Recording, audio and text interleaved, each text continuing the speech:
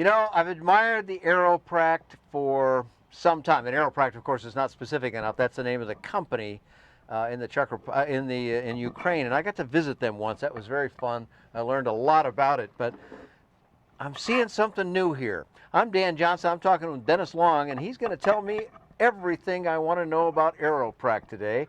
But let's start off with how long you've been doing Aeroprakt, Dennis. I took over about 2 years ago, not quite 2 years ago. July will be 2 years. Okay. And things are doing well. I've sold 13 already. Is that right? I'd say that's very good. Doing very well. The biggest thing new to show you today is the stick model. It's been available for a while, but I've found customers asking for the option to go stick or yoke. So now I'm making that option available to them. Well, you know, I have to admit, although I've flown a lot of GA airplanes, and virtually all of them use a yoke today, a couple of rare exceptions, Cirrus among them, but not very many. Most are yoke. So this one normally has a yoke that's right about here, of course, dual control. And, you know, people like that too, obviously. That's mostly what you sold. But in my heart, a joystick is just something pretty cool. So I'd be one of those folks. Have you had, I guess because you developed it, you've had enough people that asked that you decided to go forward with it? Yes, they've had them always available around the world, but the importers here just never. I see. Okay, so the factory did do it. Yes. But, and that's necessary since this is a special light sport aircraft. The factory has to do that stuff, so you didn't add it to it. But most people just went for the other one, I guess. Well, the last guys. The importers preferred them, and they even said they didn't like the stick, so they wouldn't sell them. Well, that's not the case. I'm actually finding 70% of my buyers prefer the stick. Well, it should be about the customer. Well, and it's one of the few light sport airplanes in the whole segment that even offers a yoke. Right. But I can do it either way. Cool. So you can go both ways with this. Well, what I'm looking at here is what I would consider to be an optimal setup. I've always liked this. First of all, if you got a joystick here, it's not a hassle to get around, but you do have to get around it. On any airplanes we begin from the side, that is a problem. Yep. And so here we've got the classic, what's often called a Y stick. Except there's some differences I'm looking at here. We've both got a brake. Well, that's one thing. I see. It's a Y brake as well. Correct. And not Y brake, but Y brake. Tell me some more about the stick and what that is like to fly, Dennis. Well, the standard is a straight stick, single in the center with a single brake. Oh, okay, okay. The majority of people are going to the Y for training purposes or sharing it. Can't brake on both sides. It's still not in your way at all. Not at all. Not at all. The throttle's on the opposite hand, so you never take your hands off the controls. Okay. Show the camera where you're reaching down where to the throttle's right here on the side. And I've got one over on my side that's just the same as that. And by the way, that was nothing to get around to get in. You got to pay attention to it, of course, but it was easy to step over it, and to get out is about the same, you said. And after you've done it 5 or 10 times, you don't even pay attention to it anymore. You just do your step and your motion and you're in. Okay. And so it's very common. It's like, I just use the analogy, it's like sitting in your lazy boy recliner. Your hands are just like this. It's very easy and comfortable. You look pretty comfortable there. Trim is available with manual or with electric, but pretty much on the stick controls, everybody's going electric. So it's right here under your thumb. Yep. Yeah, your camera can't see that too well, but tell us about the buttons on the top of the stick. It's a standard Ray Allen 4-position button control. Trim down on the nose, trim up on the nose, push to talk under your finger. These two outer ones are not used at this time. But it's a very self-centering. You know, the plane is just like the yoke. You can fly it with just the rudders, or you can fly it with just the stick. It's very balanced, easy to fly. The stick all of them also has a control lock, just like the yoke does, where you can just put the pin in and lock it up. I see, okay, and what Dennis is pointing to is there's a small hole just after the stick going down into the frame, and you can just take that pin he just showed you. And just line it up. Insert it down there. Now that is a slick setup. Nice versus having to use the seatbelt strap around it, that's common, or go in the back and put something on it, which has always made me a little nervous. What if you don't get that off? You of course should, but this, you just about can't miss, and you got a big old remove before flight thing. Plus you'll notice, oh, I can't do my control thing. Okay, that's right. Aha. All right, so Y stick now, easy to handle, easy to fly, both sides. You can have a center stick as well. But you made another difference here. There's something else about the panel that I don't know what it is, but there's something different. What is that? Well, they have a panel for tall people, long-legged people. Ah, okay. They say up to 6'9", and I've had a 6'9" person in here. I can't even get close to that, but I guess if you're a real tall guy, You can. you had a 6 foot what? 6'9". Holy cow, that's a tall guy. So. 6'9", 275. And he fit in here. He was up in, but his knee was above the normal flat bottom line. Yeah, if you draw a line between here, Yeah. then okay. So he flew just fine. They've designed it. It's been available. Of course, they know us Americans are tall and big, so it's been available all along. But again, without the stick, it's not available. Ah, okay. Because This it's not goes available with on the yoke. stick. Yes, I see. only Okay. the stick. Yeah, because the yoke came out right about here, didn't it? Comes Yeah. out right here. Oh, okay. Is that where it is? All right. But because all the linkage is behind it, I see. they They had didn't have to room to do have that. this filled in then. Okay, I got it. carb heat, cabin heat in the same location right in front of you. Of course, glass panel or steam gauges either way.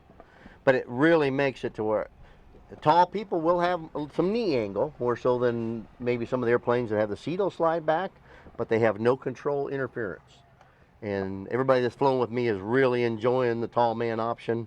In fact, I can't even keep them in stock. As soon as I get one. Yeah, I would think, well, unless you want a yoke, of course. Yes. But if you don't want a yoke, I don't know why you wouldn't just go for that. Well, on all my stock airplanes, I'm doing it. That way I've got everybody covered. Yep. The people I've had, nobody has actually ordered a stick that was tall enough to require one.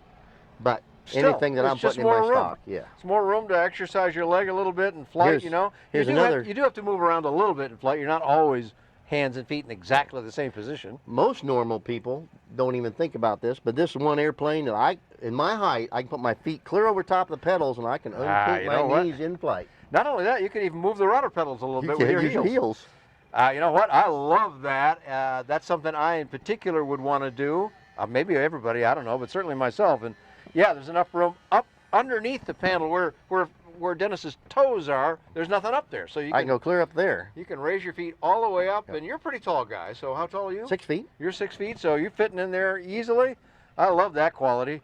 Plus, it's kind of a little footrest too. And I'll just center the rudders and then just fly with just the ailerons because it's so balanced. Yeah, great, excellent stuff. This particular MGL panel I'm using now. Love NGL. They do a great job. The touch screens and all that. Full In fact, touch they screen. were about the first with touch screens. Yes. And it interface with the radio, the transponder, autopilot's installed in this particular airplane and the other one I have here at the show. It's just a nice touch. I've had a lot of guys are ordering the glass and not going with the autopilot because they said, oh, I like to fly the plane instead of let the plane fly itself. Yeah, well, I get that, but you know what? If you go very far, an autopilot is a total spoiler. You want it. If you had it, you'll want it again. I get why all those Bonanza sellers buy autopilots in these because they're already used to that ease of operation. Absolutely. And wing level, automatic wing leveling, you can burn all the fuel off of one tank without having to worry about your fuel tank switching. Beautiful. Keeps the plane perfectly level and flies very good up through pretty moderate turbulence. You get severe stuff, any light plane's going to have a trouble because it's going to respond some delay and some damping. But Sure. I've had guys come Well, from GA. that's true with everyone in the light aircraft fleet here. And even the GA guys are going, oh no, it's fine. Same thing we got in big planes. Yeah, and they're right to say that. Let's talk about airframe parachutes. A lot of people are into airframe parachutes. Do you offer that as an option? I sure do. Okay. And those are all ASTM approved aircraft. Correct. On an SLSA? Correct. Okay. So you can supply those to people. How about floats? Some people, you live down here in Florida like I do, we got lakes everywhere and a lot of float flying happening. Can you handle that? Absolutely can. Okay, great. And that also has to be ASTM approved, but you've got that's squared away. Somebody says I gotta have it, you can supply it. I sure can. Okay, great. What is if somebody says, great, but you don't quite have the color I want, or I don't know, something that they just want different, and you say to them, well, that means we're gonna have to custom order it for you. Approximately what length of time might that be? Right now we're shooting right at 6 months. Okay, so that's not bad. That's for a custom order. Now you pre-order some, as you mentioned, with the tall man option and whatnot, and so you kind of got them, I won't say coming in all the time, but you got a flow of them. Yeah, I've got them about every 3 months. They're shipping me too, whether they're sold or not, because they usually don't take long when they get sold. Okay, you're talking about these coming from overseas, so let's touch on this. I bend a landing gear, I do something to the airplane. How long am I going to be down getting parts for that? Well, if you bend a gear, I carry them in stock. Okay. They may not color match your airplane, but if you bend one, you want one just for your plane, color match from the factory. It usually takes them about 2 weeks to get it ready to ship. Okay, not and too they bad. can ship at FedEx wherever you want. Okay, so not too bad anyway. Yep. And the frequently damaged parts, which hopefully aren't anything, but Hey, we all have a bad landing once in a while. You can supply that stuff pretty quickly. I can. I'm carrying them all in stock. Okay, great stuff. So the last thing I want to do before we ask you for a web address then is, I know the airplane has a good price point, and a lot of people are very price sensitive, and I understand that. We've all got budgets, and you got to try and stay within them if you're smart. You can help people out with that a little bit. I can. So give me in a range, and again, because it comes from overseas, those prices can change. So folks, I mean, we're going to give you a web address. You'll check on the price when you really get ready to order, but today, what would you say the price range is? I'm going to tell people right now, 80 to 95. If you go 80 with simple panel, 95 will get your glass panel on autopilot. Okay, there you go. So well under $100,000. Well under 100,000. Maybe a lot less under $100,000 if you're content with a little simpler instrumentation, which some people actually like. So a great opportunity for a nice flying airplane. How many of them are out flying, or worldwide? How many of this particular type of model? I know it's gone through some changes over time, but there has. Essentially this airplane is how many flying? I've gotten some more specifics lately. There's close to 2,000 out there flying around the world. Wow, is that right? I knew it's been successful. I didn't know that number. That's great. And since I've taken over, we've gone from 35 in the U.S. to 50, and 4 more on the way here in the next 2 shipments. So. All right, good stuff. All right, well, that's been a lot of information, Dennis. Thank you so much for all of that. But you know what? People always have another question that we didn't think to ask on their behalf. Where do we find you on the web? Just give us an address and we'll put it on the screen for folks. Okay, it'll be www.aeropraktusa.com. Pretty simple. And I've flown the airplane, flown several of their Aeroprakt airplanes and visited them, as I said. So there's reporting about that and all kinds of affordable aviation on BuyDanJohnson.com.